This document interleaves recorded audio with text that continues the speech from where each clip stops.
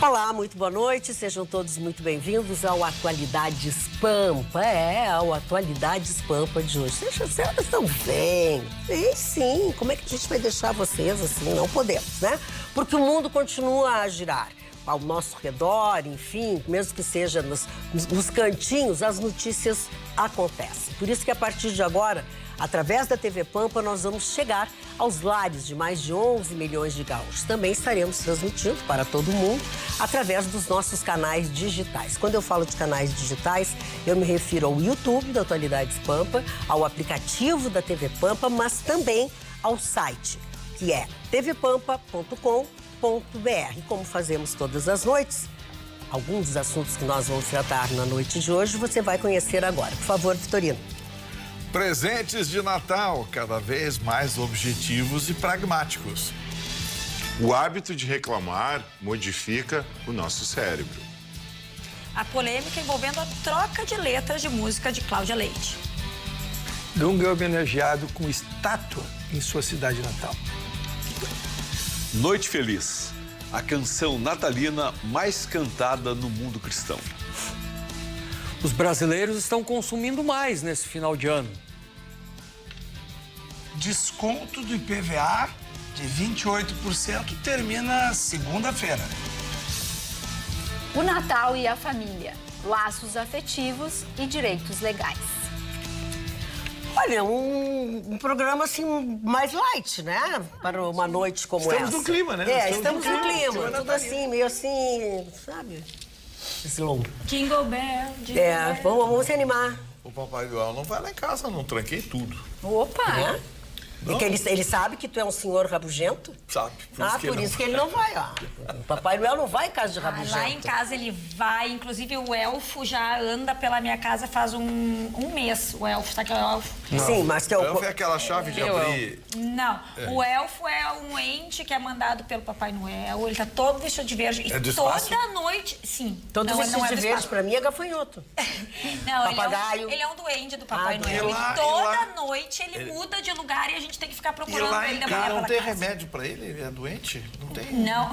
Vitorino, lá em casa, ele não vai porque eu ando me comportando mal. Inclusive, hoje aqui no Natal cheguei atrasado, já apanhei de todo mundo. O Papai Noel não vai lá. Não, mas eu cheguei atrasado. Mas eu cheguei à conclusão, Moisés, muito pela convivência com a Ali, que o Papai Noel é um alienígena. Viu? Olha só. Que domina a tecnologia do tempo, né? Porque esses dias eu estava conversando com a Alice, com a minha pequena, eu disse para ela que o Papai Noel não existia. E eu tô dizendo para ela que ele existe sim, que ele domina a tecnologia do tempo. Ele abriu uma startup aí e começou a dar presente para todo mundo. Meu Deus, Nosso Senhor, muito obrigado por eu não ter nascido filha dele. Isso é muito pra a cabeça de uma criança, por mais inteligente. Você tá pedindo, mãe, me arranje um psicólogo. Mãe e papai não tá bem. Se o Papai Noel, na verdade, estiver viajando nas dobras do espaço-tempo do universo. Bom, aí é pra ti. Aí o assunto é contigo. Enquanto isso, eu mandei minha cartinha de Natal e me comportei muito bem.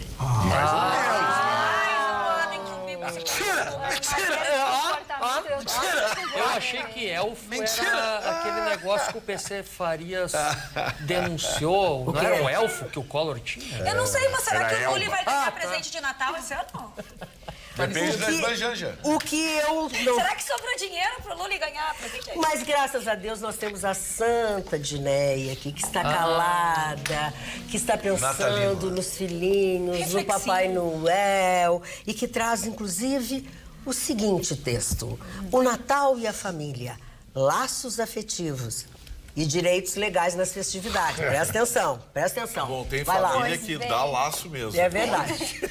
Pois bem, a época de Natal é uma época que para o direito, é uma época muito especial, porque especialmente os advogados que trabalham com o direito de família, eles são envolvidos pelo símbolo e pelo espírito de afeto que as famílias cultivam durante o ano. E, por óbvio, como sabemos, infelizmente, algumas famílias acabam rompendo laços afetivos durante o ano pelas suas razões particulares, e o direito se vê frente a isso como uma forma de resgatar pelo menos a parte ou alguns destes laços e tentar reunir, Magda, as famílias no final do ano.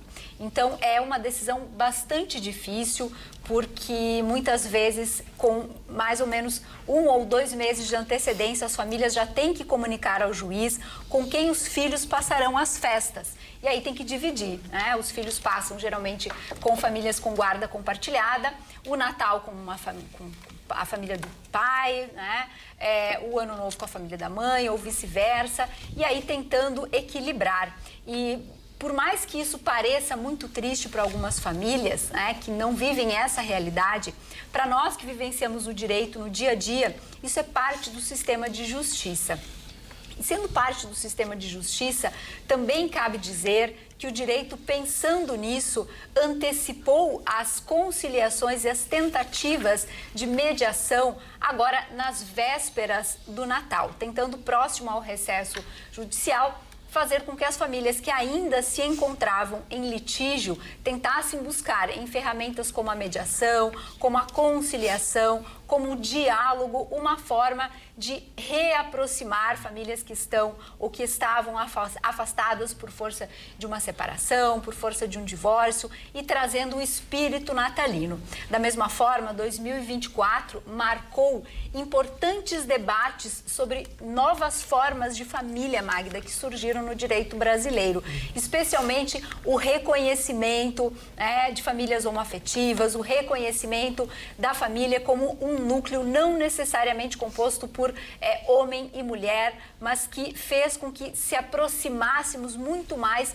do que é o espírito de Natal, que na grande maioria das vezes só é lembrado no final do ano. Então, o direito tentou trazer ao longo de 2024, com inovações na área do direito de família, com a reaproximação dos laços, para que chegando nessa época, que é a época de festas, a época de Natal, nós tivéssemos o mínimo possível de conflitos. Eu venho comemorar isso, então, com dados importantes, com uma diminuição de aproximadamente, segundo o IBGE, uma diminuição no número de divórcios em relação ao ano anterior, o que mostra que, de fato, talvez essa possibilidade de mediação, de conciliação, de diálogo entre as famílias tenha talvez postergado uma decisão ou tenha feito com que as famílias pudessem voltar a conversar, ainda que fosse através de um juiz, através de um promotor, através de um tribunal de justiça. Alguém quer fazer algum comentário? Senão vamos trocar o assunto. Ok, eu vou trocar o assunto. Vitorino, o que é praticidade e a marca registrada do Natal deste ano? Eu acho que a modernidade, Magda, está trazendo uma sinceridade entre quem dá o presente e quem recebe, que está tornando o pragmatismo uma marca registrada do Natal. As pessoas hoje não têm mais vergonha de perguntar: olha, eu estou sem ideia de lhe dar um presente. O que você gostaria de ganhar? E aí, aquele que vai ser presenteado, dentro do bom senso, claro, acaba pedindo alguma coisa dentro da realidade financeira, da relação das pessoas, sejam irmãos, namorado, namorada, marido, esposa, enfim. E a partir daí, o presente se torna algo útil, aquilo que a pessoa gostaria de receber. Esse tipo de sentimento vem se acentuando de um tempo para cá. Eu conversei com o pessoal da FEComércio, eles disseram: olha, de alguns anos para cá, está ficando assim. As pessoas não têm mais aquele negócio: vou lhe fazer uma surpresa, e aí compra uma cueca roxa listrada. E sai surpreendido. Sai surpreendido e arrependido. É surpreendido e arrependido. Aí no outro dia o sujeito vai trocar. E aí o pessoal constatou o seguinte, que o volume de troca de presentes caiu de forma brutal nos últimos anos, algo em torno de 40%. Nossa, exatamente por conta desse comportamento. Então, assim, as pessoas estão cada vez mais: eu tenho que dar um presente para a Ali, Ali tem que me dar um presente. Ali, o que você gostaria de ganhar? Pô, eu tenho uma lista bem grande. Então, eu escolho na tua lista o que está dentro do meu bolso. E eu passo uma lista minha também para você escolhe o que está dentro do seu bolso. Ou seja, coisas que as pessoas gostariam de receber. E, às vezes, Magda, são coisas mais simples do que se imagina. Muitas vezes, um presente caro acaba sendo agradável, mas não é aquilo que você vai... Por exemplo... que exatamente a pessoa precisa. Quer ver coisa mais inútil? Alguém dá uma gravata pro Bilbo Nunes. Ele tem 287 gravatas. Dá uma gravata pro Bilbo Nunes, é um negócio meio... né? Aí o cara pensa assim: não, vou dar uma caneta... Uma engraçada que ele não tem. Quem disse que ele gosta de engraçada? Dei pro Chicão as que eu tinha. Ó, viu? Os engraçados. E gostava tanto que deu todas. Mas o Chicão usava. Usava. Dei várias gravatas. Adorava. Não comprei gravatas pra O ele. Chicão tinha uma do Piu-Piu que era imbatível. A do Piu-Piu era fantástica. Então, assim, gente, nessa noite de Natal, vocês vão constatar de que esse comportamento, essa conduta, vem se tornando cada vez mais comum. E acaba ficando bom para quem dá o presente, para quem recebe o presente e para o comércio em geral, que lida com um volume de trocas e de insatisfação muito, mas muito menor mesmo. Mano, por favor. Bom, a praticidade, né, Vitorino, ela não está só nessa questão das trocas de presentes, também como na formação da ceia, né? Hoje a gente não tem mais aquela coisa da avó fazendo tudo e, todos os detalhes. Não, todo mundo ajando. Eu vou trazer um arranjo aqui, eu vou fazer o peru, eu vou fazer a salada, eu vou fazer o salpicão, etc. Cada um acaba se ajudando nesse sentido. E nessa questão de agradar com presentes, não é uma história de Natal, mas eu tenho uma história muito boa. Mano, hoje chegou com o demo no corpo. Que é o seguinte, né? Pô, eu recente tinha casado com a Tábata. E ela assim, porque eu não consigo descascar abacaxi, não sei o que, meu sonho era ter um descascador de abacaxi. Fazer curso comigo, descasco muito Daí eu fui pra São Paulo, Ali e Dini. Pra fazer um curso de descascar abacaxi? Eu fui pra São Paulo, por uma reunião lá, etc. E daí eu achei um descascador de abacaxi. Vou comprar um descascador de abacaxi. Deu, amor, achei uma coisa que tu queria muito aqui, vou te levar de surpresa. Só que é o seguinte, nesse universo de presentes, quando tu vai pra São Paulo, tu pensa, uma bolsa, uma coisa... Primeiro mundo. Criei uma expectativa. Me bateu com o descascador de abacaxi na cabeça. Assim. Então eu construí erroneamente a narrativa do descascador de abacaxi. Bibo, por favor. Foi maravilhoso. Coitada, viu? O presente vale a intenção. Eu sempre, quando recebo um presente, como disse o Vitorino aí, vou dar o quê pro Bibo? Uma gravata. Se me der uma gravata, fico muito feliz. Qualquer coisa que me dê, eu fico feliz. Se me der uma bala, eu fico feliz. Vale a intenção. Eu vejo, às vezes, pessoas, eu quero um presente tal, tem que ser um presente caro. Não é o caro. O que vale é que ela... Sabe aquele sentimento que vem quando recebe? É o gesto, né, Bibo? O gesto é o principal. É a lembrança e gesto. O gesto, mas as pessoas, a maioria, não entende assim. Eu, por exemplo, um dos presentes que eu mais gostei na minha vida, quando eu era guri, eu jogava ping-pong. Eu cheguei a disputar pelo Rosário aqui o estadual de ping-pong, jogava ping-pong. Aí o que eu vou pedir? Pedi uma raquete de ping-pong. É uma coisa útil pra ti. Claro, ganhei a raquete, mas fiquei numa alegria com aquela raquete, porque eu gosto muito de dar presentes. Eu dou presente aqui na Rede Pampa, muitos já receberam. Eu dou presentes porque quando eu dou um presente, a felicidade é para mim. Fica feliz e duplica a felicidade em mim. Então, quem puder dar algo, e todos podem dar alguma coisa. Isso é verdade. Ninguém é tão pobre que não possa dar alguma coisa. No mínimo, um sorriso você pode dar de Feliz Natal. Ali, Clento. Sobre esse tema, eu acho super interessante essa análise da praticidade e eu também penso que isso tem muito a ver com o atual momento que a gente vive hoje, em que as pessoas preferem ganhar algo que é necessário para não ter um custo a mais, né? Acho que, assim, as pessoas chegam no final do ano com muitas despesas e acaba sendo uma forma de subsidiar algumas necessidades que não são tão básicas e que podem ser um presente. Então, algo que eu quero muito, eu peço, eu vou falando e tal. Agora, eu também acho que é um pouco triste quando a gente mecaniza muito o Natal. Faço a mesma coisa, né? Já faço a lista aquela com muita antecedência. Não fazer, né? Mas se a gente puder ter mais tempo e não só correr atrás para chegar hoje, né? Só disparando, entregando presente, e poder escolher cada presente de acordo com o que aquela pessoa toca. O presenteado. Né? Talvez até tu não acerte, mas algo que ela te disse, que lembra ela, ou que tu acha que tem a ver com a pessoa, eu acho que isso torna muito mais especial o gesto de presentear. É fácil? Não. Eu sei que a gente está sempre muito envolvidos em cumprimento de metas, de prazos, né? De fazer o check. Eu estou sempre fazendo check na minha lista. Mas é para a gente tentar não esquecer do porquê que, afinal de contas, a gente está aqui nessa noite e porquê que a gente presenteia uns aos outros e tentando agradar, né? Que eu acho que é sobre isso. Russo, parou? Cueca e meia eu tenho até 2047. Obrigada por avisar, assim era o que a gente ia fazer uma vaquinha para te dar. Cueca e meia. São bons presentes. Muito bem. Ruschel, por favor. Não, mas a gente tem que separar o homenageado. Eu acho que começa assim. A matéria ela é boa porque ela vem de uma evolução e eu acho que essa evolução começou pelo amigo secreto, quando começou-se a fazer listas do que cada um queria e as pessoas se desinibiram em pedir os seus presentes ali para que ganhasse alguma coisa prática. Verdade. Eu te dou uma coisa importante. Assim, 3 alternativas. Isso.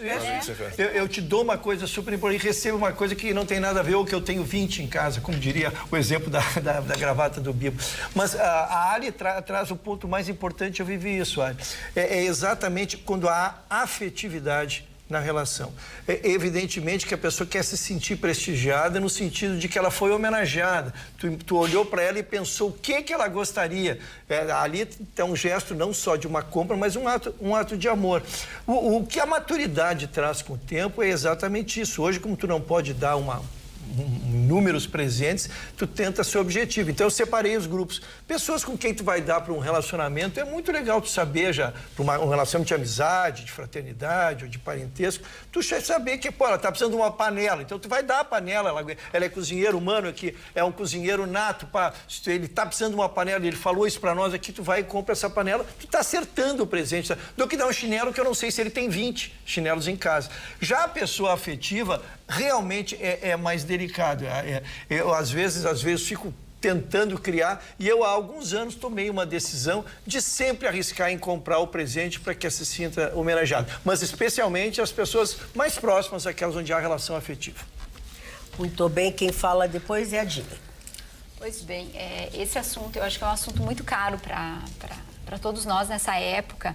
E com o tempo eu aprendi a tentar ler as pessoas e aí a construção do presente, na minha percepção, ela é uma construção que a gente faz ao longo de todo o ano, observando as pessoas com quem nós temos laços de afeto, com quem nós temos amizade, com quem nós trabalhamos, as pessoas que a gente pretende presentear.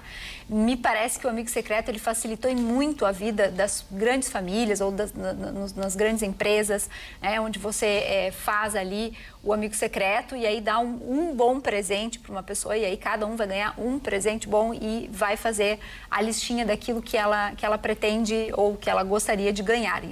E nesse quesito, a praticidade me parece aquilo que vai não apenas atender ao desejo do outro, a vontade que o outro, mas também aquele desejo que o Bibo falou, de você não, de muitas vezes quem dá o presente se sentir muito bem dando o presente, muito mais, né, do que efetivamente aquele que vai receber, que a gente não sabe nem sempre como vai ter esse sentimento. E aí me chamou a atenção, analisando, Vitorino, os dados, porque eu tenho 2 filhas, e aí pensando, né, estudei o ano inteiro elas para tentar entender o que no Natal poderia ser significativo, sem aquela preocupação do consumismo também. E aí, vendo os dados de consumo, o sonho, ou a maioria das crianças tem como sonho de consumo aparelho celular. O que não é nada prático e o que nos traz vários outros problemas. Então, me parece que junto com essa praticidade vem o recado de nós também pensarmos em como tornar esse presente menos um presente de consumo e mais algo que vá agregar na vida da pessoa, que vá dizer muito mais dela ou de como nós olhamos para ela do que efetivamente o presente. Guto, por favor, para concluir. Pois, dona Magda, eu sou ruim demais de escolher presente, então parece terrível. Você me ajudou muito. É o meu caso, adoro essa moda de, eu quero tal coisa, porque eu sou uma tragédia. Muito. Mas eu ia chamar a atenção, Vitorino, para uma campanha que eu tenho visto na televisão de pessoas que nasceram em dezembro, porque são prejudicadas historicamente. Porque quem nasce em dezembro ganha um presente só. E aí tem uma campanha, agora invadiu a internet. Eu nasci no dia da criança, né? Mas eu sempre negociei. Pior ainda. Mas eu sempre negociei bem esse presente só. Bom que tu não é mais criança, agora daí tu ganha presente. Mas eu sempre vou ser o Peter Pan. Síndrome. Tem uma coisa. Não, então tem essa campanha que invadiu a internet e a televisão, dona Magda, dizendo o seguinte, que aniversário não é Natal e as pessoas querem dois presentes. Uma coisa é uma coisa, outra coisa é outra coisa. E eu sei porque eu conheço bastante gente que nasceu em dezembro, principalmente por essa época. A minha filha faz aniversário em dezembro. Eu também. Ela não ganha nada, nem de um nem de outro. Mas eu fiquei feliz com a notícia do Vitorino. Porque para não criar essa coisa, eu ganhei de Natal, não ganhei de aniversário, ganhei de aniversário, ganhei de não dou nada. Algum de vocês, eu não testei, mas eu fiquei Parei, pensando... o Moisés ainda não falou sobre o Natal. Desculpa. Vamos lá, Moisés. Não, olha só, eu tenho, desde pequeno, uma ideia de que o Natal, ele tem que ser totalmente desconectado da questão dos presentes. Crianças, óbvio que sim, né? A gente mantém lá em casa e caso as crianças estejam assistindo, a gente mantém lá em casa a tradição do Papai Noel. A gente é visitado pelo Papai Noel, que entrega, tem cartinhas, como o Bibo faz, mas sem sombra de dúvida, o que a gente tem que resgatar nesse momento é o aniversariante. É o exemplo, é o simbolismo, é o amar as pessoas, ter empatia pelas pessoas, buscar um mundo melhor. A gente fala muito sobre o perdão, a gente fala muito sobre o que é para cada pessoa Deus, porque muitas pessoas, inclusive adultas, se tu parares um dia, conversar com alguns amigos em algum momento bem especial e perguntar se a pessoa ora, um grande número de pessoas, não, eu rezo, eu oro. Para quem? Eu rezo para Deus. Mas quem é Deus para ti? O que significou para o mundo a mensagem de Jesus Cristo? O que ele carregava? E esse tipo de conversa está hoje em dia esquecida por causa disso aqui, ó. Por causa do celular, por causa do tablet. Ter essas conversas com os adolescentes, ter essas conversas com os sobrinhos, com os afilhados, com os amigos dos teus filhos, com os teus filhos. Isso, para mim, é o essencial. O essencial é falar sobre isso. Do aniversariante, né? Isso. E também falar sobre coisas que hoje em dia estão bem esquecidas, né? O poder do perdão. Perdoar. Encontrar aquele familiar que de repente tu tá chateado, que tu tá bravo, aquele colega. Chega atrasado. Eu ia dizer que hoje ele está pedindo... Ele citou o perdão em algo. O comentário dele é autobiográfico. Tá, vamos lá, não, continua com o teu comentário. Eu tô falando porque quem me conhece, quem convive comigo, sabe que é isso, né? E eu tô falando da gente, quando a gente perdoa alguém, a gente pensa que é para aquela pessoa, não vou perdoar. O perdão é para nós.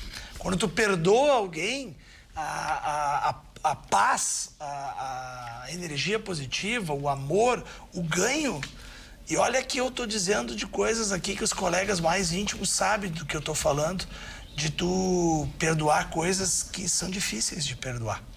Quando tu perdoa, além de ser um ato de amor para contigo, é um ato de amor para com o aniversariante do Natal, que pregou e deu a sua vida para que as pessoas pudessem entender o que é esse tipo de amor e de sentimento. Mas ele não disse que podia chegar atrasado. Isso. Sim. Tá Magda, um amigo meu tá com problema, ele foi... Um só? Não, ele se ele quer trocar comigo? Ele tem problema no supermercado, porque a caixa disse para ele assim, moço, eu não posso lançar no seu vale alimentação bebida alcoólica. Ele disse, mas moço, é para fazer um frango na cerveja. Ele disse, pô, mas 48? Disse, o bicho é grande. Como é que é? O bicho é grande. Ai, é muito bom, é muito bom. Tu queria falar assim, né? Posso dar uma sugestão para... Na verdade, eu não fiz isso esse ano, mas vou começar a fazer, porque agora não dá mais tempo do Natal. De tentar usar a inteligência artificial para escolher o presente. Imagina, tu põe lá, meu presenteado é fulano de tal, com essa característica, e vem uma lista. Aí vem ali, até em cima do que a Dini falou, de preparar um presente para criar um vínculo, né? Que isso é o ideal, mas a gente sabe que na prática, na correria da vida, a gente faz justamente o contrário, né? A gente deixa tudo para a última hora. Mas assim, vamos lembrar que no final de novembro a gente sempre tem a Black Friday e a gente compra por impulso, muitas vezes coisas que a gente não precisa. Isso tu te organiza, tu pode comprar bons presentes por preços menores e usar a Black Friday não para consumir, mas para já guardar, porque aí dá tempo de chegar direitinho, vai lá, embrulha, faz aquela coisa e ainda tira a onda. Falando em coisas boas e maravilhosas, o Lauda Centerótica é quem tem um recado para vocês aí. Presta atenção. Tempo de advento, tempo de Natal. E a Centerótica, de uma forma muito singela, quer lhe desejar saúde, paz, prosperidade e que 2025 você veja um mundo melhor. Tenho, senhores, a certeza que este é o desejo da Centro Erótica para todos vocês que nos acompanham, que são os nossos amigos aqui no Atualidades Pampas. De muito coração, é o desejo também da Centro Erótica. E lá tem presentes maravilhosos. Hein? Tem. Nada para escolher. Eu estive por lá. Eu já encomendei lá também. Estive por lá. Muito bem. Ali, cliente. Eu não passo mais na porta. Diz que ele está vendendo aliança também, eu nem me arrisco. Não, ele está vendendo coisas, as alianças são lindíssimas. Vocês não têm noção do que são. Vale casar. Sabe aquelas... Não precisa. Qualquer um pode usar aliança. Mas com aliança dessa, tem que casar. Querido, na é hora. que como quem é casado não preza a aliança, quem não é casado pode usar. Não vou contar a minha história da minha aliança. Quê? Não, não conta. Doutor Russo, o senhor está tão concentrado, o senhor está escrevendo para o Papai Noel? É que o assunto não é bom. Não é bom? Qual é o assunto, doutor Russo? Estava falando em aliança. Ali é um pouco assustado. Sou jovem Então ainda. tá. Eu quero que o senhor preste atenção lá na manchete da Dona Ali. Pois não. Por favor, Presta Dona atenção Ali. na manchete da Dona Ali. Até porque é uma questão que eu entendo ser bem pertinente para os nossos dias atuais. Vem repercutindo há alguns dias a polêmica envolvendo a cantora Cláudia Leite, que agora é investigada pelo Ministério Público por suposto racismo religioso ao alterar uma letra de uma música, quando ela lá em 2004 fazia parte do grupo Babado Novo. Havia uma música chamada Caranguejo, que ela mesma cantava. E ela mudou uma parte em que se falava de Iemanjá para Yeshua, porque ela virou agora evangélica, enfim. Oi? Ela mudou uma parte, né? Mas ela está se vestindo, porque para ser evangélica e coisa, ela tem que se vestir, né? Não, mas tudo bem. Ah, bom. Mas aí depois É de Araque. Mas de Araque. E aí ela então passou a ser veementemente criticada. Não só isso, foi também denunciada pelo Instituto de Defesa dos Direitos das Religiões Afro-Brasileiras por racismo. Sim. Por racismo, crime de Isso racismo. é muito grave. E o argumento é que há um desrespeito ao patrimônio cultural brasileiro e que, enfim, que ela está diante de fez um ato racista ao fazer essa alteração da música, tá? Então, esse processo vai correr agora. Na verdade, o Ministério Público instaurou um inquérito para ver se ele vai prosseguir ou não. Agora, eu queria trazer esse tema porque o grande debate aí é crime de racismo, se enquadra mesmo, e a questão da liberdade de expressão, sobre a qual a gente tem falado reiteradamente, ou eu, pelo menos, tenho falado reiteradamente, né? Pelos fatos que a gente tem conhecimento, tá? Como diz o doutor Russo, a gente nunca sabe exatamente o que está no processo, mas, assim, eu acho que é aquele tipo de situação em que pendeu demais para o outro lado. O próprio Carlinhos Brown se manifestou abertamente, dizendo que se tem uma coisa que ela não é racista. Né? Então, até porque, a meu ver, o racismo, ele tem uma intenção, né? Um subjetivismo por trás. Mas eu acho que a grande questão aqui é até que ponto a gente agora realmente não pode ter liberdade alguma de alterar de se manifestar ou de alterar determinadas circunstâncias que estão sendo vistas como sendo tão absolutas que ninguém pode sequer ter uma opinião. E assim, sob pena de ser crime. Porque o caso da Cláudia Leite, se eles querem criticar, pra mim tá tudo certo. Não, criticar é uma coisa. Pode criticar, pode fazer o maior escarcéu, pode cancelar ela na internet. Aí a opinião é sua, liberdade de expressão também. Se quiserem detonar com ela... A música é dela, não? Eu não me recordo se ela que fez a letra, tá, Magda? Mas assim, ela cantava. Sim, e cantava tirou. a época quando ela...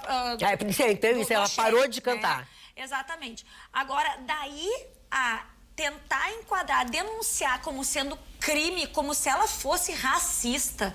Gente, eu acho muito perigoso isso por esse caminho. Muito perigoso mesmo. Mano, por favor. Primeiro, assim, é boa a tua pergunta se ela é compositora ou não, porque o compositor tem a licença poética, em primeiro lugar, nesse sentido, né? Então, um intérprete interferir numa obra, ele precisa de autorização para interferir. É assim que funciona. Mesmo que tu só cante a música. Não, que se tu gravar, tu precisa de autorização. Sim, se gravar. Sentido, Tá, né? ok, entendi. Mas o que eu queria dizer é o seguinte, no meu modo de ver, ela errou, e errou feio, tá? Porque, primeiro, Iemanjá nada mais é do que Nossa Senhora dos Navegantes. Exatamente. Sabe? Então, assim, eu nasci no dia da criança, que é a Nossa Senhora Aparecida, mas também é Mamãe Oxum, sabe? Então, pô, se a letra tá Iemanjá, vamos respeitar, vamos em nenhum momento tu tá destoando em relação a qualquer outro olhar para a região. O bem é maior, a gente tem que respeitar, a gente está num estado laico, assim. Então, eu acho que ela gerou margem para esse tipo de coisa e eu respeito muito, assim, a opinião dos outros. Mas, pô, Iemanjá é um símbolo muito importante. Não sei se porque o mar me faz tão bem também, eu tenho um vínculo tão grande com Iemanjá.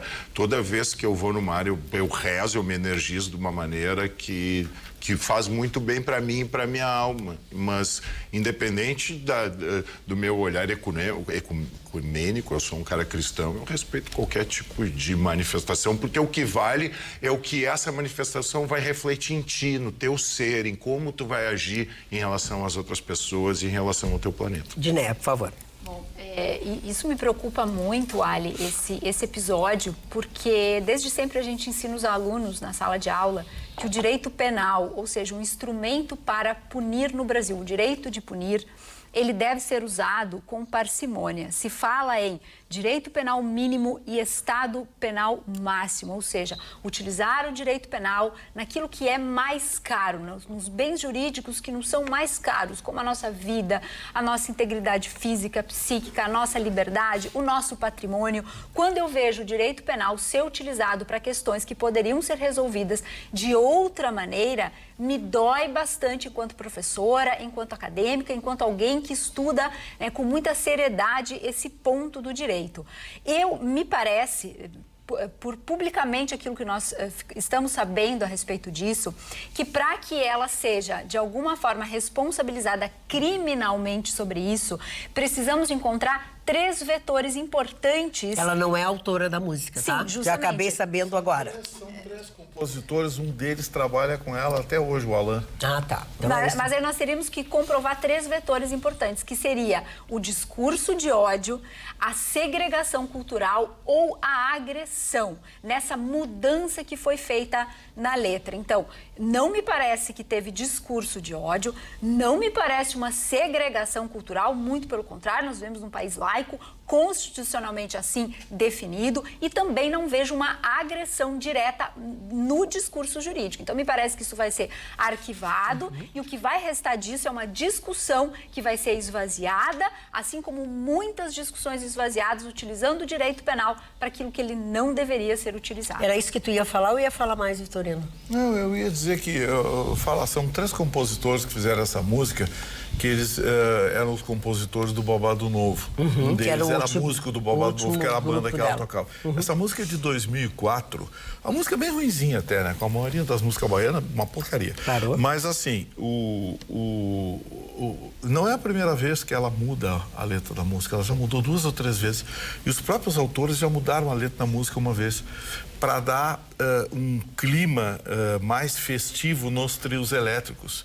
Então tem algumas, por exemplo, algumas acentuações, refrãos. O Mano sabendo do que eu estou falando, tem certos refrões que pegajosos. Então, essa música já foi alterada 3 ou 4 vezes. Aí agora, a turma da lacração lá e encontrou um promotor da lacrosfera, porque abriu uma investigação. As pessoas não sabem que uma investigação do Ministério Público é uma coisa muito séria. A Dini falou aqui. É uma coisa muito séria. Agora, abrir uma investigação porque alguém mudou a letra de uma música, para! Ela mudou uma palavra, ela omitiu a palavra. Fazer. O Dino teve que dar uma ordem agora, deu uma liminar agora no final de semana, porque tinha um desfalque lá na Bahia de 1,3 bilhão de reais nos repasses e o Ministério Público lá não sabia de nada. Teve que ir lá a Polícia Federal e o Dino para travar tudo, porque senão, sabe, eles estão preocupados com letra de música. Acho que o Ministério Público da Bahia tinha que arrumar mais o que fazer. Ali, Cleber. Só para finalizar, só para deixar claro, mano, eu sequer emitir, né, o meu juízo de valor sobre se eu acho legal ela mudar ou não, tá? Para mim a questão nem é essa, eles que se entendam, se ela quiser mudar, ela muda, depois ela que arque com as consequências, eles que entrem numa discussão sem fim, se for o caso. O que me incomoda é a banalização do processo judicial, principalmente do processo criminal, e agora a gente já tem visto aqui de alguns crimes específicos para tentar submeter todos os outros a uma verdade que parece ser absoluta, tá? Nesse caso da Cláudia Leite, ela sequer usou um termo que fosse ofensivo, ela substituiu por algo que é importante para ela, sei lá, entendeu? Agora, aí é como a Dini mencionou, nós temos tantos processos judiciais, com todo respeito, idiotas, fazendo uso da máquina pública, gastando tempo e recursos do nosso judiciário, das pessoas envolvidas, quando na verdade a gente deveria ter toda a nossa estrutura e muito mais atenção para alguns processos que são os que realmente importam. Então, é realmente uma reflexão, uma provocação que eu trago, porque não dá. A banalização do crime de racismo vai acabar jogando contra, inclusive, quem não quer que ele se estabeleça. Mas a Noite Feliz é a música natalina mais cantada. Vamos botar uma música que ninguém contesta o Papai Noel. Ninguém contesta. Eu estou totalmente envolvido, estou contagiado, contaminado pelo espírito natalino. Eu tô sentindo. Daqui a pouco, você que está nos assistindo, estará com a sua família. Natal é família. E certamente estarão ouvindo Noite Feliz. Não canta. Ó, Senhor, não vou cantar. Não. O canto seria não canta, tomando Changes. só não canta, ajuda. só não canta. Mas Noite Feliz, quando eu ouço essa música, desde criança, me entra nas profundezas da alma natalina. Eu gosto demais dessa música. E essa é a música natalina mais cantada no mundo cristão. Mais de 2 milhões de pessoas cantam esta música, que ela é original de 24 de dezembro de 1818. Essa música, ela já tinha sido criada a letra pelo padre Joseph Moore, que na noite de 24, 2 anos depois de criar a letra, ele pediu ao seu amigo Franz Gruber, tipo 11 da manhã, iam almoçar e ele disse assim: compõe para mim que a letra já tem. E ele em poucas horas fez esta música, essa melodia que se tornou a mais cantada no mundo, Noite Feliz. E algumas curiosidades. Ela é cantada em mais de 300 idiomas. Claro que aí estão também os dialetos. Não existem 300 países. Sim. Dialetos. Sim. Foi na igreja de São Nicolau, que coincidentemente lembra Papai Noel. E desde 2011, esta música está na lista do Patrimônio Cultural Imaterial da Humanidade. E na versão em português, só em português, tem aquela parte. Pobrezinho nasceu em Belém. No original não tem esta parte. E ela é tão cantada, ela fez tanto sucesso, que Hitler mudou a versão. Em vez de Jesus, era uma música para idolatrar Hitler. Veja a importância dessa letra. Ele que era a doença da pessoa. Leiam aí, vão na internet, vão ver que o Hitler mudou a letra. E depois ela começou aqui em Salzburg, que foi anexado no mesmo ano pela Áustria. Muitas pessoas pensam que essa música nasceu na Alemanha, Silent Night. Mas não, ela é da Áustria, depois foi para a Alemanha, disseminou na Europa, Estados Unidos e hoje é uma canção no mundo, que certamente vocês ainda ouvirão até a meia-noite, Noite Feliz. E para todos, caso esqueça, vou esquecer, Feliz Natal. quero aproveitar esse momento para mandar um grande abraço, um Feliz Natal, boas festas para o seu Darcy Matias. Ele é o CEO do Grupo Matias de Funerárias. Com mais de 59 anos de história, o Grupo Matias é referência em Porto Alegre. São 7 unidades pela cidade e o crematório próprio. Oferecem um serviço completo, desde o primeiro atendimento até o suporte emocional à família, cuidando sempre de toda a documentação e com opções de planos para todos os perfis. Também contam com um crematório exclusivo para pets, com responsabilidade e excelência. Mais informações, o contato é 51 31 10 80 01. Vou repetir, 31 10 80 01. Moisés. A gente tem aí um prazo, não, é bom para quem é bom motorista, é bom para quem tem... Posso sair então, não é para mim. Não, pra mim não. Olha só. Pra Ali, muito menos. O anúncio é o seguinte, segunda-feira que vem termina o prazo para o pagamento do IPVA com um desconto de 28%. Termina na segunda-feira o prazo para esse pagamento com até 28,13% de desconto aqui no Rio Grande do Sul. Até essa data, há um desconto de 6% para antecipação, que somado à não variação do UPF-RS, a unidade de padrão fiscal, que pelos índices inflacionários devem ficar em 4,63%, gera uma redução potencial em 10,63%. O desconto aumenta para os contribuintes e aí tem todo aquilo de não ter sido multado, de ter sido um bom motorista e pode chegar a 28,13% de desconto. Então, se você foi bom motorista, né, o bom velhinho do Estado lhe dá um desconto de até 28,13%, mas termina agora, segunda-feira que vem. Depois de segunda, aí se perde o desconto. Magda, eu vou botar uma aguinha nesse chopp. Vai lá. O governo do estado do Rio Grande do Sul está agindo errado com os motoristas do nosso estado. Depois reclama que os caras emplacam os carros tudo em Santa Catarina. A própria lei diz que o teto máximo é 3% do valor de mercado do veículo e a tabela de referência é a FIP. Eu já recebi três notinhas de IPVA mostrando a FIP e mostrando o valor cobrado. O Rio Grande do Sul está cobrando mais caro. Ele já cobra pelo teto, pois ele está ultrapassando o teto em alguns casos. O pessoal da Fazenda quiser saber, entre em contato comigo, mas anotem, vai ser uma enxurrada de ações judiciais contra o estado do Rio Grande do Sul. E não adianta ficar inventando que é a taxinha do não sei quê, é o adicional do diabo com carregue, é a atualização da mãe do Badanha. Não adianta inventar. A lei é bem clara, o teto máximo é 3%. O Rio Grande do Sul, em alguns casos, está cobrando mais de 3% a tabela FIP sobre os carros. Eu já tenho 3 denúncias lá, documentadas. Tá, e agora a pergunta que não quer calar, e o que tu faz com essas denúncias? Eu vou encaminhar, vou procurar a Secretaria da Fazenda para eles me dar uma explicação. Sim. Tem que haver uma explicação razoável, né? Teria que ver, eu estava te ouvindo atentamente, Vitorino. Teríamos que ver, porque a tabela FIP ela vai variando, em que seria se quando foi promulgada a lei, os 3% a partir dali, porque me parece um erro tão elementar que chama atenção, né? É que o referencial do IPVA é o mês de dezembro, então, tecnicamente, teria que ser a tabela do mês de dezembro. Como não tem tido variação significativa, por exemplo, eu vou citar um caso para você de um carro de aproximadamente 120 mil reais, que o IPVA é quase 5 mil. Tecnicamente, esse carro poderia ter, no máximo, a 3%, um IPVA de... né? 3.600 reais. Mas quem tem um carro de 123 mil tem que pagar mais. E o IPVA é de quase 5 mil. Então, assim, não são poucas as irregularidades desse caso. Espero que a Secretaria de Fazenda tenha uma explicação ou que reveja, porque a lei é bem clara, teto máximo 3%.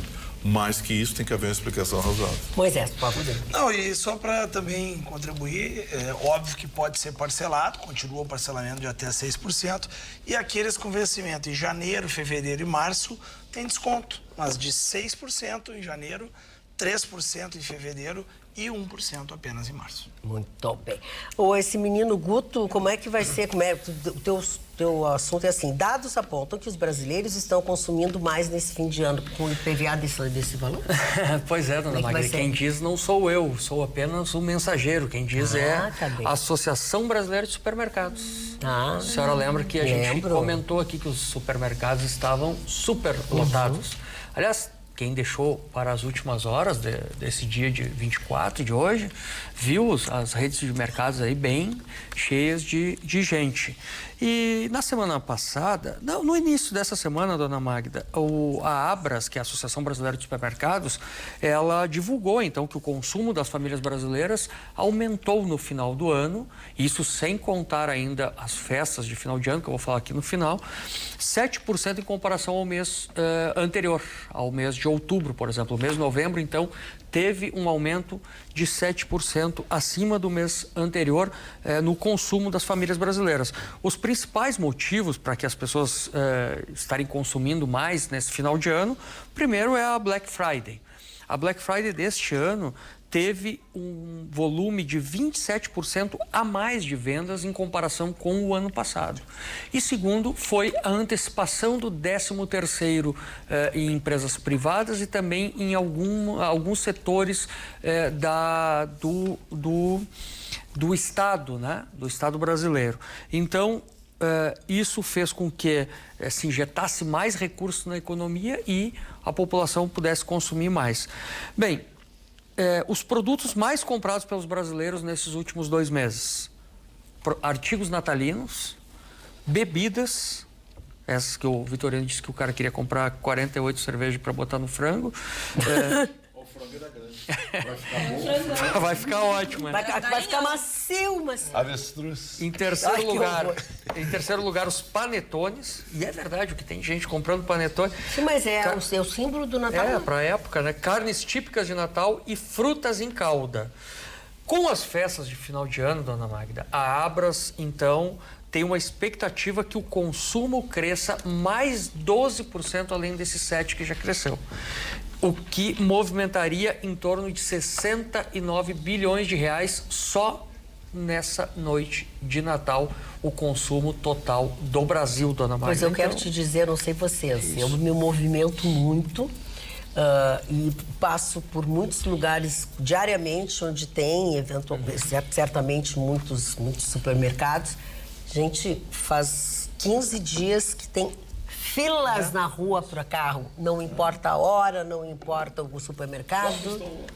Estão lotadíssimos. E eu tô com fome de comida natalina. Adoro. Daqui a pouco. Tu sabia que tu pode comer E antes do Natal? acrescenta-se Tu sabe que tu pode comer Farofa antes. natalina. Tudo é bom. E acrescenta-se a tudo isso que cada vez a gente compra mais coisas online, inclusive no mercado. Verdade, é verdade. Se a gente está vendo que as lojas, os supermercados, os shoppings estão bombando e aumenta cada vez mais a frequência com que as pessoas compram online, fica evidente que está se consumindo demais. Ok, o teu assunto... Não era isso, dona Magda. Isso. A expectativa de aumento de consumo para este final de ano. Tá, como o Dr. Ruschel falou pouco no programa até agora, É verdade. Ele tá sem fome. Eu também dizer tá com uma a fome. frase Eu acho que ele tá com Ele está fome. pensando no Papai Eu vou Noel. dizer uma coisa para vocês. Eu falei pouco, mas aprendi muito com vocês. eu quero te dizer que com deboche vai sair mais caro. Então eu vou a minha O matéria. deboche vai Dona custar Magda, 2 dentes da frente. eu não posso perder a oportunidade, porque eu estou muito feliz de dar essa matéria que eu trago aqui, porque nós vamos homenagear um cidadão do mundo, um cidadão gaúcho aqui, que está tendo uma estátua na nossa cidade, mas a sua história é tão bonita. O que ele faz por todos nós é tão bonito que é digno de um Papai Noel. Estamos falando aqui do grande capitão Dunga, da seleção brasileira de 1994, que construiu uma história tão linda dentro dos campos, mas a homenagem que farei a ele é como cidadão, como um CPF por tudo que ele faz por nós gaúchos e nós brasileiros. Ele, lógico, que se tornou famoso por ser o capitão daquela seleção de 94, o Tetra, o famoso Tetra, onde ele levantou e ergueu aquela taça lá. Mas a partir de lá, a história que ele constrói é tão bonita como cidadão. Ele participou, veja, nas enchentes, dona Magda, ele conseguiu doar 102 casas. Ele participa de uma associação. De um grupo, ele conseguiu, com esse grupo, doar 102 casas. E anunciou esta semana a doação de mais 100 casas também para esses necessitados aí. Também não é raro a gente encontrar na madrugada, quando dá algumas crises, algumas coisas, este grupo dele oferecendo comida para os pobres, e ele participa, dona Maria. Sim, todas as coisas ele está presente. Ele está presente, não é dou a minha chancela, dou meu nome lá, eu sou o Dunga, não. Eu pago e mando os outros. Não é assim. Ajudo com o nome, não. Ele participa, é uma coisa muito bonita. Ele já tinha uma história, dona Maria, que tinha chamado muita atenção, e eu tive que fazer a pesquisa para buscar, porque eu acompanho dele. Ele na sua volta para o Internacional, no ano 2000, ele voltou, inclusive, livrou o Internacional do rebaixamento, fazendo um gol importante, mas o Inter não renovou o contrato com ele e ele saiu muito magoado. E o Inter pagou a rescisão dele na Justiça do Trabalho. Na época, dona Maria, fui ver o valor, R$372 mil. Podemos falar em hoje 1 milhão, há 20 anos atrás, 25 anos atrás, podemos falar de 1 milhão, né? Ele doou, ele disse que ele não queria o dinheiro do Esporte Clube Internacional. Ele doou no ato para 4 instituições de caridade, esses 372 mil do ano 2000. Ele ainda nem era o Dunga da Copa, que seria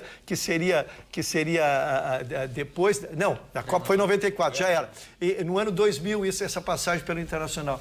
Então, veja, é tão lindo quando a gente vê alguém poder fazer uma história, que ele recebeu, então, essa estátua de 230 quilos, foi no dia 19 ou no dia 20, uma estátua de 230 quilos, 3 metros de altura, ele que é de Juí. Eu queria cumprimentar o povo de Juí por fazer essa homenagem tão bonita a quem tanto por nós fez. E Dunga, não te conheço pessoalmente, embora já tenhamos frequentado ambientes comuns do futebol, mas te admiro mesmo sem te conhecer. Parabéns pela tua história. E ele sempre foi assim, sabia? Agora, assim, o nome dele aparece mais, até porque o que nós vivenciamos, infelizmente, nesse ano foi uma tragédia sem precedentes, né? E ele sempre foi assim. Por isso, que quando ele sofreu aquele acidente, fora do Rio Grande do Sul, e eu vi o carro dele na garagem da Ramada, eu não sei como é que eles sobreviveram. Eu vi o carro dele.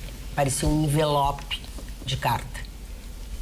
Deus, velhinho lá em cima, olha, para quem ajuda e para quem é bom. Mano, sem dúvida, Ana Magda. O Dunga é uma figura espetacular, eu conheço ele sempre foi, né? Ele é um cara que parece ser meio fechado, mas ele tem um coração gigantesco. Ele é tímido. Exato, um cara que sempre ajudou muita gente. E é legal quando personalidades que têm como ajudar podem potencializar tudo isso. Então, mais do que merecida essa estátua. E eu quero dizer o seguinte... Tem que fazer uma pro Tinga também, gurizada. O Tinga vai receber. Porque o Dunga e o Tinga separam o joio do trigo, assim, é impressionante a capacidade. E eles fazem muitas coisas juntos, por isso que eu tô falando. Feliz Natal, Dunga, Feliz Natal, Tinga. Muito obrigado pelo serviço que vocês prestam. O Mano nos representa nessas felicitações. Os dois são dentro e fora do campo. Isso é importante. E outra coisa, o trabalho social, tanto do Dunga quanto do Tinga, é 365 dias por ano. É verdade.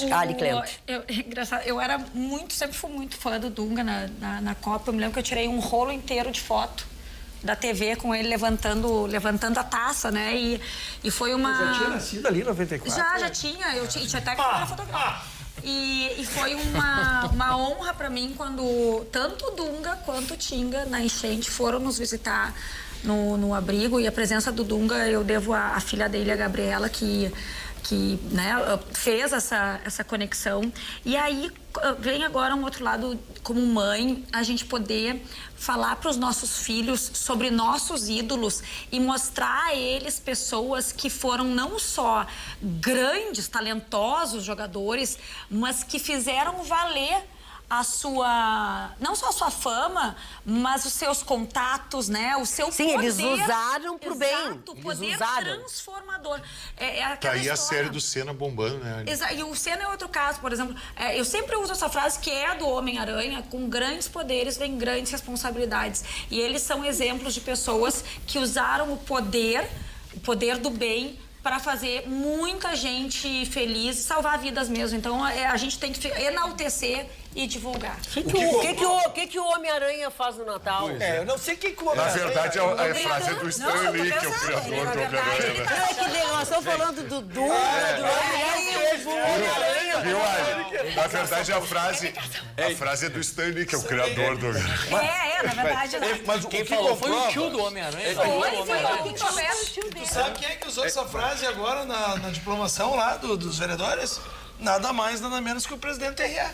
Olha que legal. Citou o Stan Lee. Bem, o que comprova muito, o que comprova a solidariedade e o sentimento de altruísmo, tanto do Dunga como do Tinga, comprova mesmo que, pela sua alta popularidade, tiveram inúmeros convites para serem candidatos. É verdade. Quando fica famoso, quer ser candidato. Prestou solidariedade aqui e ali, vira candidato. Nunca foram candidatos. Esses têm o amor, fraternidade, altruísmo no coração. Ruxa, vamos concluir?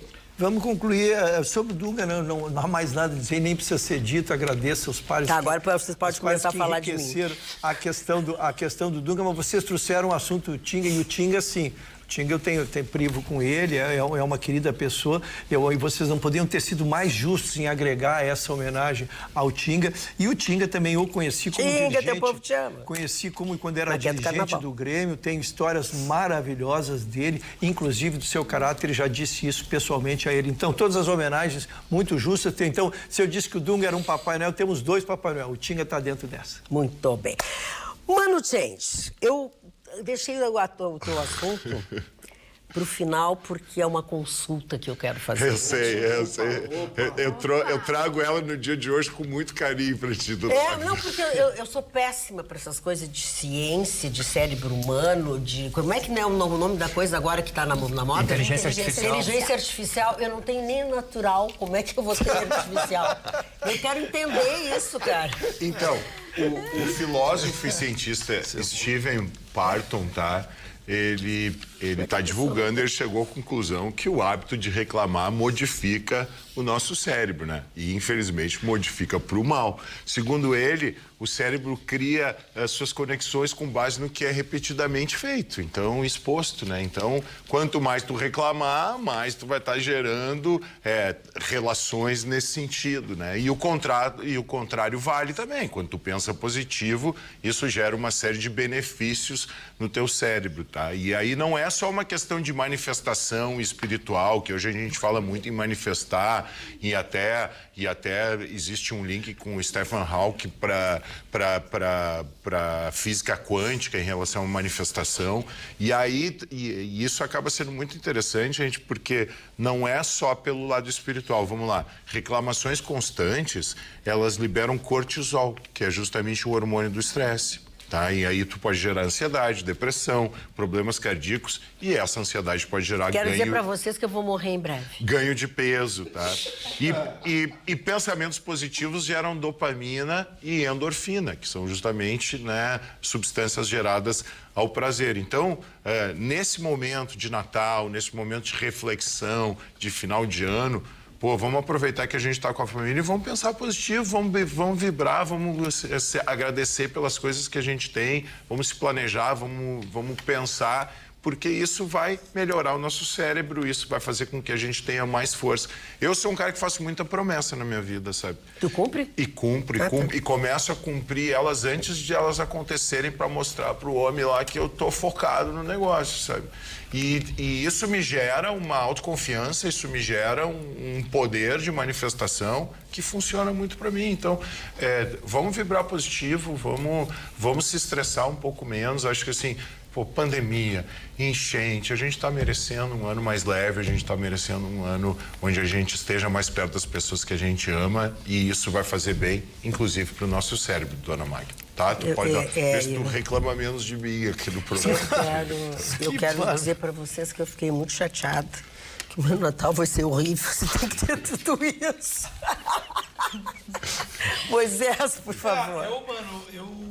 Eu converso com o Renato, que tem 12 anos, e quando ele começa a reclamar, né, a gurizada aí... Porque nessa época ele só reclama, essa idade só reclama. Eu me lembro de um filme, que não me lembro se foi... Eu vou pesquisar para ver qual foi o filme.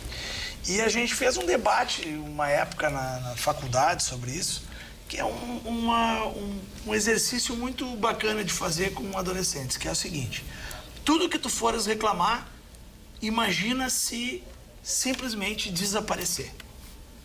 Aí tu diz assim, porque a minha mãe não sei o quê, puf, a mãe desaparece. Porque não sei o quê, essa roupa, puf, a roupa... mas a minha casa... Desculpa, mas eu queria morar em outro lugar, porque essa casa, puf, vai morar na rua.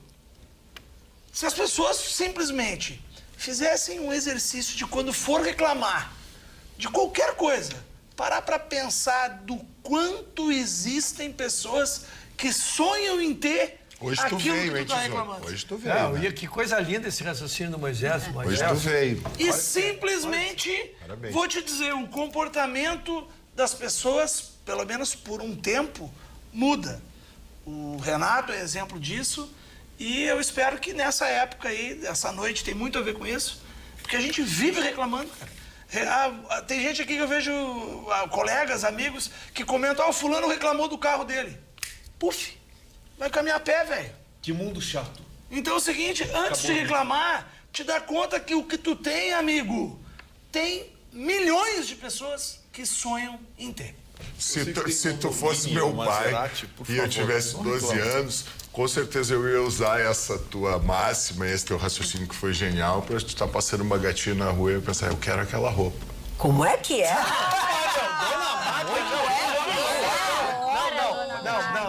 Não, dona Magda, não. É o Peter Pan mesmo. Não, cada um é responsável pelos 12 milhões do que diz. Eu disse que se eu fosse filho do Moisés, tivesse eu vou 12 torcer pra dona Tábua. Eu vou torcer pra dona Tábua. Ele quis dizer reclamar daquela roupa daquela pessoa. Que roupa horrível.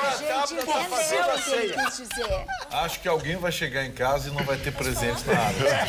Eu acho que...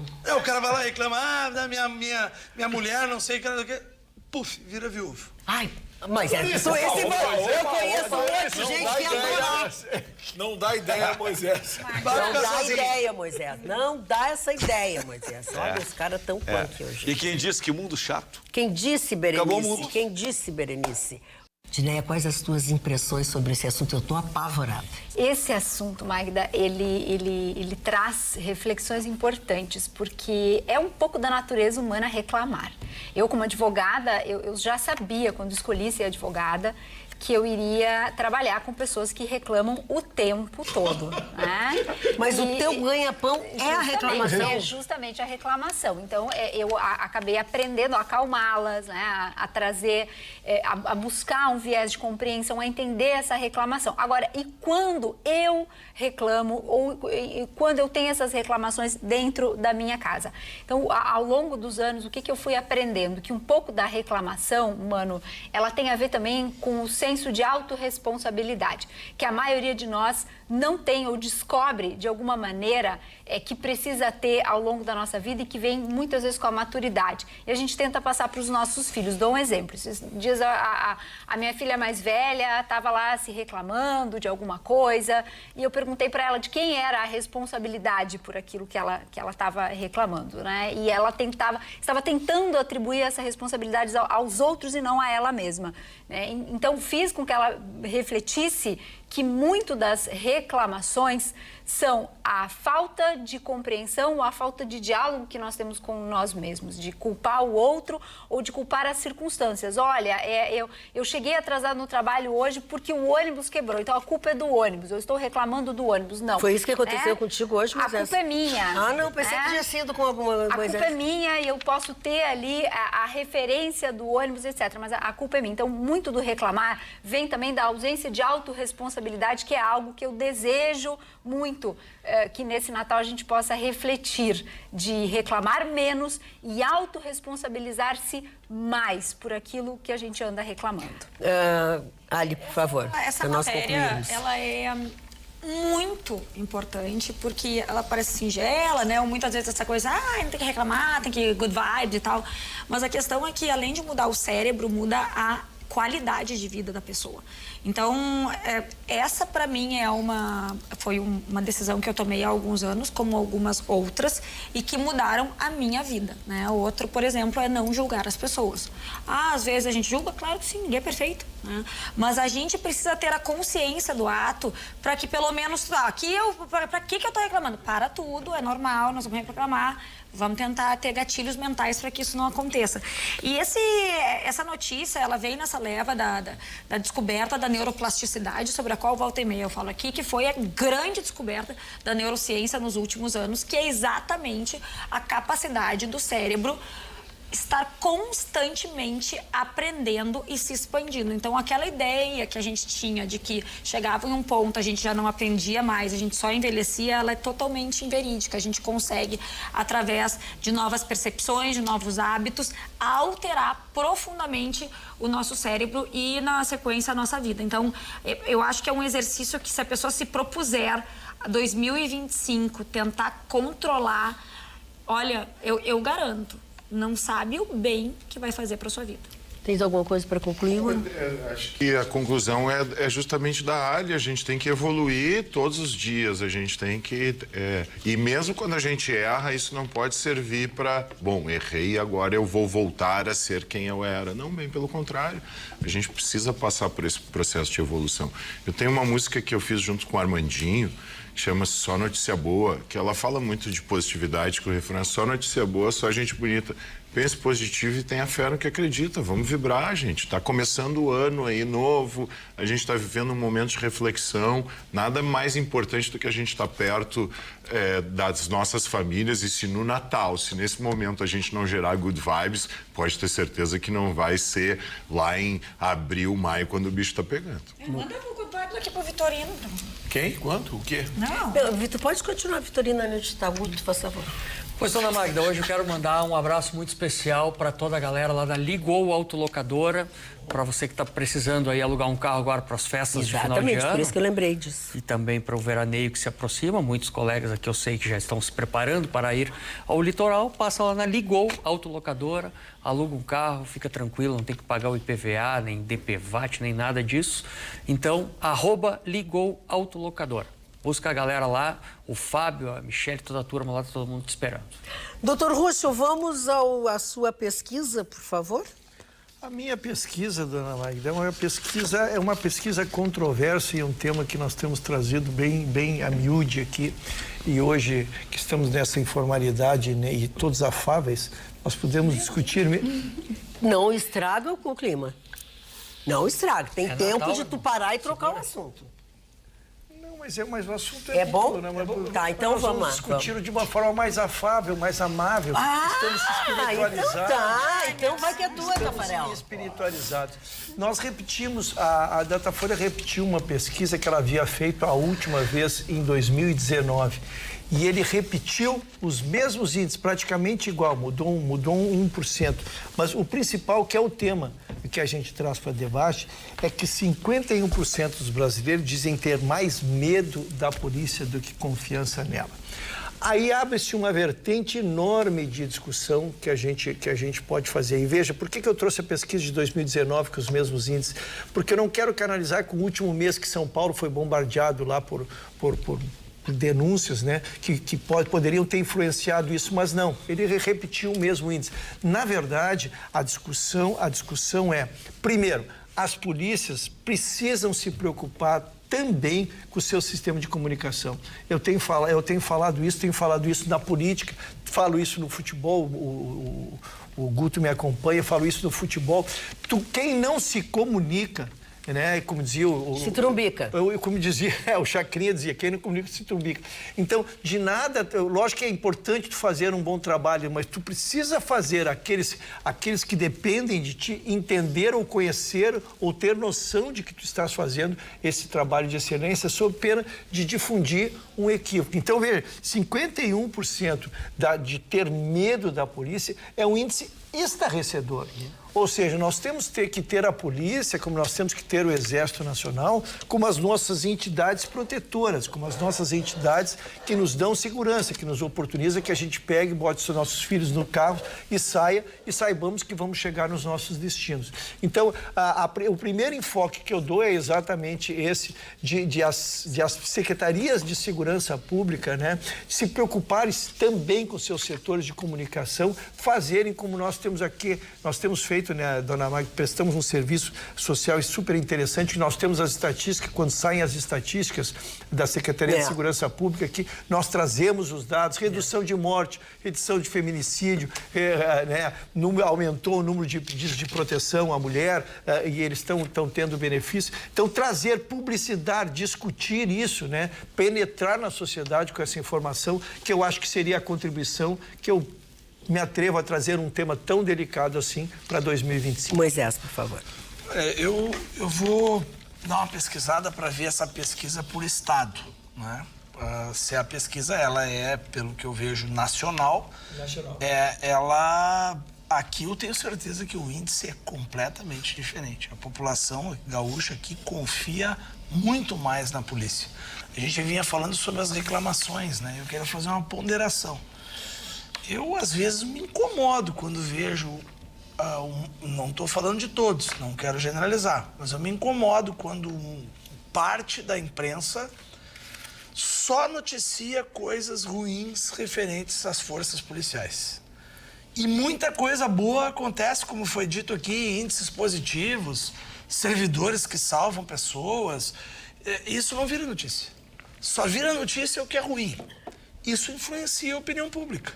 Sim. Né? Então, a gente tem que também ter, assim, noção de que talvez essa pesquisa fosse importante perguntar o porquê dessa impressão de não confiabilidade.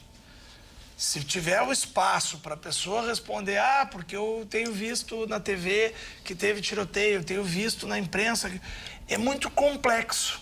Eu tenho, vamos dizer assim, uma paixão pelo tema da segurança pública e tenho uma admiração pela Brigada Militar, pela Polícia Civil do Estado do Rio Grande do Sul, pelo Corpo de Bombeiros.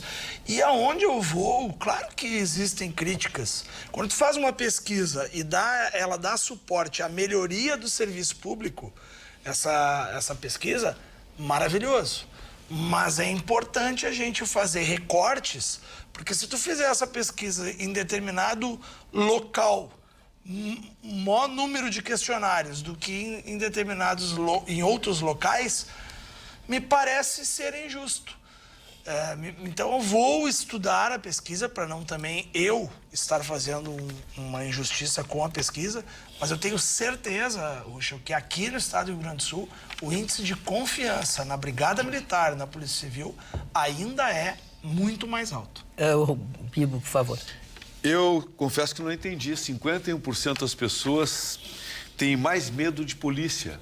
Qual seria o comparativo? Tem mais medo da polícia, mais medo de bandido? Mesmo. Não. Mais medo de quê? Do que confiança. Para que tu possa seguir o raciocínio. Tem mais medo do que confiança. Sim. Então eu teria mais medo que confiança. Você que está nos assistindo, você tem mais medo da polícia do que confiança? Você, quando sai na rua, vai a um evento ou vai a um estádio de futebol, você tem medo que a polícia vai lhe prejudicar? Sinceramente, eu não vejo como a maioria da população ter medo da polícia. A polícia é quem nos protege. A polícia está aí para manter a ordem na sociedade. No dia em que a maioria das pessoas tiverem mais medo da polícia do que confiança, estaremos no caos. Acabou a sociedade. porque todos estão menosprezando o apoio que toda a polícia nos dá. Desculpa eu interceder, mas assim, há uma corrupção muito grande na polícia atualmente e a gente sabe tudo.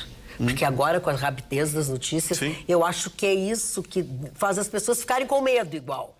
Sim, mas essa corrupção que existe na polícia tem em todos os lugares, mas não para chegar a 50... Não, em todos os segmentos da sociedade. Porque como é que a população, 50%, a maioria, vai ter medo da polícia? Então acabou a sociedade, acabou o bom senso. Vivemos num mundo onde a tragédia, o trágico tomou conta. Exatamente. Porque eu confio muito na polícia e a polícia é quem nos dá segurança. Muito ao contrário do bandido. Eu penso que tem uma característica também que nos diferencia do resto do Brasil, né? Aqui no Rio Grande do Sul, eu acredito que a gente tem uma percepção diferente. Essa pesquisa, ela é nacional, né, Rússia? É nacional. Então, assim, em qualquer momento que se vá para o Rio de Janeiro e se ande de táxi, se converse com as pessoas, vocês vão ter a mesma percepção, possivelmente, de que lá não é a mesma relação que a gente tem aqui. Se essa pesquisa for nacional, a gente certamente terá outros índices, porque eu, generalizando, vejo as pessoas se sentirem muito confortáveis e a credibilidade da brigada é muito grande. Claro. É algo que, aliás, a brigada militar é quase que um patrimônio cultural do Rio Grande do Sul, por assim dizer, porque é algo do qual a gente se orgulha. Então, essa pesquisa, eu acredito que a gente precisa fazer esse recorte. Daqui a nossa percepção é, sim, diferente. Eu acho que a gente teria números. E também acredito, Bibo, que para se chegar nesses números, nós precisamos tentar entender o que se passa com essas pessoas, né? Da onde vem essa desconfiança. Porque, beleza, eu acho assustador, acho seríssimo que 51% dos brasileiros tenham essa percepção. Não então, pode isso. a gente... Não, que não pode, Bibo. Eu não acredito nisso. Bom, não é essa a minha questão. A questão é que, o que vai se fazer com isso? Porque é preciso tomar alguma medida e mudar o relacionamento da polícia com a própria população. O bandido é bom. Tá ok. Mano, por favor. Não foi isso. Deixa nessa questão. A gente não pode viver numa bolha porque a gente confia na polícia. Acho que tem pessoas que não confiam em primeiro lugar. Isso aí é estatística. E outra coisa, quando se fala em maioria, tá 51-49, tá? Então, quase. Não tá errado falar em maioria, mas o que a gente tem que entender é que metade das pessoas confia e metade não confia, segundo essa pesquisa. Mas indo justamente no raciocínio do Moisés e da Ali, me parece que, primeiro, nós não temos polícia aqui, nós temos polícia militar, né? Nós temos brigada militar, então já é diferente essa relação. O PROERJ começou aqui no Rio Grande do Sul também, é um baita de um case de se aproximar das comunidades e da polícia ela ter mais diálogo com a comunidade nesse sentido. Mas o que eu acho que pode ter uma discrepância nessa pesquisa, e aí é um sentimento meu, né? Não por estar numa bolha, não, até para não me contradizer, mas o meu sentimento é o seguinte, quando tu pergunta confia, não confia, tem uma cultura subliminar aí, Ruxa, porque vamos lá, tá? Vou fazer uma pergunta para vocês. Quando tu é um cara que tu não faz nada errado, tá tudo certo, não sei o que, tu vê uma blitz ali na tua frente, tu não bebeu nada, dá um frio na barriga. Dá, não adianta, dá, porque pode estar uma luz errada, pode estar com o cinto, não sei o que, ele vai marchar. Entendeu? Aí se eu tivesse bebido, dá susto igual. Então, daqui a pouco, confia, daqui a pouco tu pensa na blitz, não confiam muito assim, então, mas eu concordo que no Rio Grande do Sul a gente deve ter índices mais favoráveis. Agora, se a gente tem esses índices, a gente tem que fazer um diagnóstico, tem que fazer uma meia-culpa para evoluir essa relação, porque ninguém aqui, e acho que todos, se existe um denominador no comum nesse programa, eu respeito a admiração que a gente tem pelos agentes públicos. Imagina, nós temos agentes maravilhosos. Vitorino, por favor. Eu queria só dizer que essas pesquisas do Datafolha, não dá para começar, o Datafolha não é um instituto sério. Nunca foi. Há mais de uma década enrola com essas pesquisas, erra feio, faz barbeiragem, enfim. Então não dá para levar. E segundo, que essa pesquisa do Datafolha, o objetivo é atacar particularmente a polícia de São Paulo. E por intermédio dela, atacar o Tarcísio. A Folha a gente já conhece, a rapaziada lá é dissimulada para boa, a gente sabe que esse tipo de pesquisa é carregada de segundas intenções. Então, eu honestamente não levo a sério essa pesquisa, até porque Basta você conversar com as pessoas na rua, as pessoas vão dizer o que foi dito aqui na bancada. Tem uns polícia lá que não sei o quê, tem uns polícia. Mas você confia na polícia? Claro. Quando dá uma lambança, para quem é que você liga? Para 190? Ou você liga para o seu traficante de estimação? Então, não acredito nos números. Primeiro, questão do Datafolha. E segundo, porque os números, na minha opinião, são completamente desfocados da realidade brasileira. Posso concluir, doutor Rousseau? Posso concluir? Então, não, pode, claro. Mas então, vai lá. Então, só para dizer que, na verdade... o Guto tinha pedido na verdade, para mim, nem era a análise da pesquisa propriamente dita, é como se comunica. Porque mesmo que fosse 60-40 a favor, já acharia um índice muito alto de não concordância com a polícia. E também fala aqui quem mora no Moinhos de Vento, né?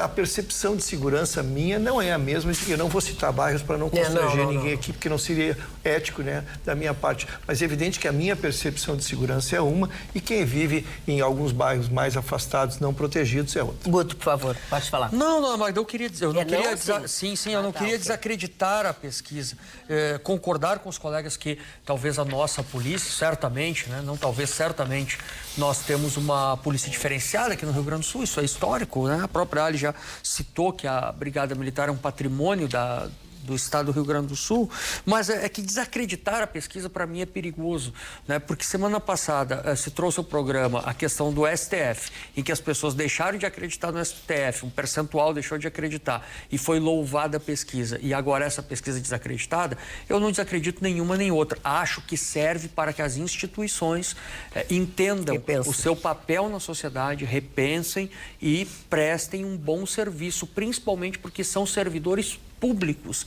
pagos com o dinheiro do povo. Portanto, os nossos parabéns à boa polícia e àquela que não está fazendo bem o serviço, que sirva como reflexão uma pesquisa como essa. A Diné vai falar de crimes, mas de crimes... Pera. Acho que o Guto jogou um negócio no ar aí que é injusto. A pesquisa foi aplaudida por... Não, eu disse que servia, Quem aplaudiu a pesquisa de rejeição do STF? Servia. Eu disse que a pesquisa, aquela que desacredita o STF, ela foi dada credibilidade a ela. Mas quem deu credibilidade? Nós aqui que demos credibilidade. Eu não dei credibilidade nenhuma. Eu fico com a opinião das ruas. Então, quando se joga assim, essa pesquisa, todo mundo aqui elogiou a pesquisa e criticou os fundamentos da pesquisa. Eu fui o único que critiquei a pesquisa porque não confio no Datafolha. O Datafolha é um instituto tendencioso, sim, erra regularmente e faz pesquisa de nada sobre coisa nenhuma de cunho político. A outra do STF não foi a Datafolha, foi outro instituto de pesquisa e eu também não louvei nem me meti. Eu só disse, olha, essa se crê que o STF arruma é por conta deles, eles fazem por merecer. A polícia não faz por merecer, muito pelo contrário. Eu não concordo. Terminou o jogo, é 8-1 para quem acredita. Dinéia, vamos trocar o assunto. Deu, gente, tá? Dá bater por cento de boca, não. Vamos seguir falando aí de segurança pública. Trago aqui algumas informações sobre o aumento de crimes cibernéticos em 2024 no mundo todo. E especialmente na América Latina, os crimes cibernéticos com uso da inteligência artificial tiveram um aumento de 84%. Isso significa dizer que nós precisamos urgentemente de uma secretaria de segurança pública federal, estadual, que comece a pensar estratégias de combate a esse tipo de criminalidade de forma específica. Debatemos ao longo de 2024 todo tipo de desinformação causada por uso de inteligência artificial, as deepfakes, né, que foram aí amplamente compartilhadas, o uso da inteligência durante o período eleitoral, que também fomentou ataques cibernéticos, uma série de criminalidade nesse sentido, que fez com que nós tivéssemos um grande desafio para os próximos anos, que é não apenas a regulamentação da inteligência artificial no Brasil, mas especialmente as estratégias que são feitas através de políticas públicas de prevenção e de combate a esse tipo de criminalidade. E aí as sugestões dos experts, especialmente da Europa, que acabou de promulgar o seu grande ato de inteligência artificial e que tem lá mais de 600 páginas de muita informação sobre como a gente deve tratar a inteligência artificial, sobre como ela deve ser conduzida pelas autoridades em cada segmento no setor público, ficam aqui as principais recomendações, que é, em primeiro lugar, aumentar a segurança dos dispositivos, que são através deles que são realizados aí as manipulações através da inteligência artificial, que depois vão para o mundo, né, do crime. Em segundo lugar, a alfabetização digital ou a educação digital, Magda, que é ensinar as pessoas a como identificar, a como se proteger no mundo onde estamos completamente vulneráveis, né, onde a nossa voz pode ser reproduzida, a nossa imagem pode ser reproduzida. Nós temos medo, muitas vezes, de publicar um vídeo e esse vídeo ser alterado por uso de uma inteligência artificial.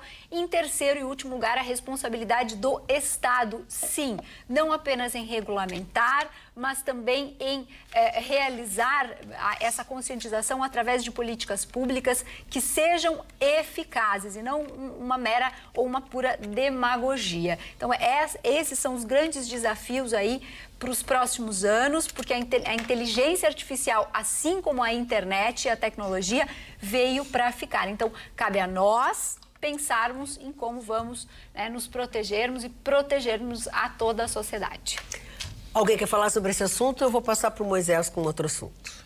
Olha só, Flávio Dino e Alexandre de Moraes, eles deram, não é importante, eles deram há poucos dias a informação de que eles iam continuar trabalhando no período aí das festas e tal. E algumas pessoas, né, o que eles vão ficar fazendo, hein? Tem algumas pautas de meio ambiente, algumas pautas... E agora a gente começa a se dar conta. Nesses últimos dias, o Flávio Dino, e aí eu quero ouvir aqui rapidamente a opinião de quem está por lá, né? 4,2 bilhões de emendas foram suspensas pelo ministro Flávio Dino. Ele suspendeu o pagamento dessas emendas, né, porque algumas coisas aconteceram. Houve um pedido do PSOL para que houvesse um pente fino sobre isso, porque o presidente, né, da Câmara enviou no dia 12 de dezembro para o Palácio do Planalto, o presidente Arthur Lira, do PP, e mais 17 líderes assinaram um pedido para que essas emendas fossem pagas, né?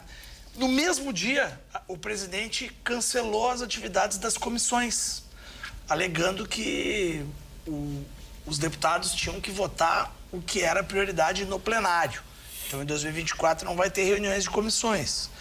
Mas o que mais chama atenção é que, na decisão, o Flávio Dino chamou a Polícia Federal e disse que a Polícia Federal tem que investigar. E lá, na decisão dele, ele diz o seguinte: obras mal feitas, desvio de verbas indicados nos tribunais de contas, malas de dinheiro jogados pela janela, e que essas emendas não podem ficar assim.